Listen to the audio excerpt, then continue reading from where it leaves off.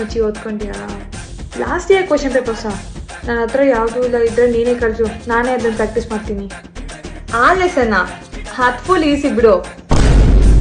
ಹೇಳ್ಕೊಡ್ಬೇಕಾ?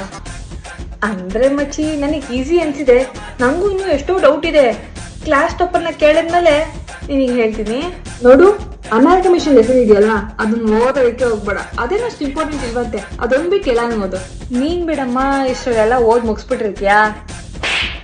ಓ, ಇವಾಗ ಸ್ಟಾರ್ಟ್ ಮಾಡ್ತಾ ಇದೆಯಾ? ನೀನು ಅಟ್ಲೀಸ್ಟ್ ಸ್ಟಾರ್ಟ್ ಮಾಡಿದ್ಯಾ, ನಾನಂತೂ ಅದೂ ಇಲ್ಲ.